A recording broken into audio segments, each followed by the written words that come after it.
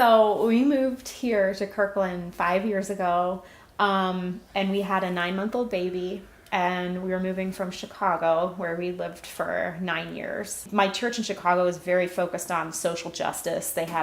Because we lived in a city, and there was a meal program there that we gave out hundreds of meals every week. I learned something about myself, and that was I am really committed to churches that get their hands dirty. And so there was a Saturday night where I was just exhausted. I was done.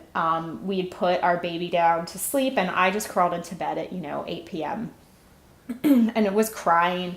And my husband came up and found me like about an hour later. Chris says to me, "Oh, what are you doing?" And I'm like, "Oh, I'm looking for places to volunteer. I'm just sad. I don't like it here, And he says, "You need to find a new church." And he kept pushing this church issue, which to me was so funny because he is not a churchgoer. And about half an hour later, I'm being nudged awake, and he's got the computer open, and he turns it to me and he says, "What about this one?" And he's got St. Paul's website up on the computer screen, and I'm thinking, "What were you doing?" He's like, I was researching churches for you. This church looks perfect. He said, "Christy, look, it's mid-century modern, and they just redid it. Look at this font in the front. It's like a waterfall, and look at the choir loft. Look at the organ. Oh, and look, they have a meal program, and they have an artist in residence." And he goes, "Heck, I would even go to this church." And I just started crying. I was like, "Are you serious?" And he said, "Yeah, let's go as a family. Let's go tomorrow." And so we did. And we walked in the door, and I was like, "I'm home." Church for me is a very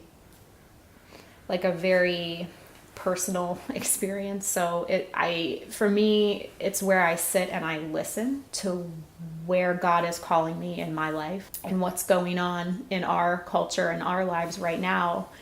To me, it is the place of calm where I can sit and really hear what God is calling me to do. And with the political climate in the media, such as it is, it really feels like the rest of the world wants us to be angry at each other.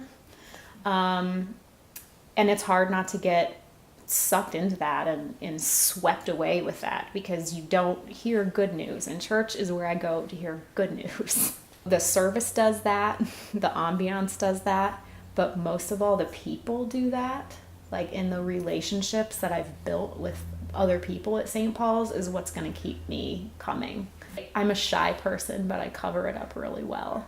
Volunteering for coffee hour, hosting coffee hour, was a big way that I was getting to know people on a different, deeper level. And then having children and bringing them into the nursery and getting to know the nursery workers, and then getting to know the other children and the other parents, that's been really formative too. And now I'm volunteering with Godly Play, and I just love it. It's been wonderful for my family. I'm so excited for my little girls to grow up at St. Paul's. I'm so excited for that. The Godly Play program is just fantastic. I love the Montessori principles that they incorporate, in the way that they just ask the children to wonder and reflect on these Bible stories and what they mean to them, and just to delicately nurture that spiritual sense of being, and being in this environment where they get to make up their own minds. And they get to express themselves and just come and experience being loved and being part of a community. Where St. Paul's is located in Lower Queen Anne is such a different environment from where we live here in Kirkland. I really am excited to be able to bring them into the city every Sunday morning. And I've already had talks with my 5-year-old, in the car on the drive home. Why was that man lying down in the labyrinth garden? Who is that person on the corner that's asking for money? And I really want my kids to be aware of their privilege. I want them to take responsibility for it and to really think about those hard questions. In our community in Seattle, St. Paul's has an incredible opportunity to be a beacon of hope for people in this time where I feel like all the news is depressing and divisive. Christianity is a resistance movement.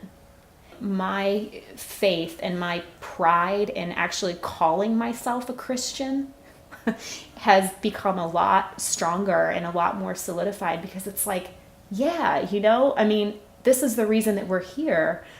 It is with love and hope and wonder and awe. I mean, it's, to me, my financial gift is a prayer. It's a prayer for the world. It's a prayer for, like, hear St. Paul's, like, I trust you, I love you, thank you, take this, let's do something really great with it. Like the fishes and the loaves. Like, this is what I can give. Let's make this grow,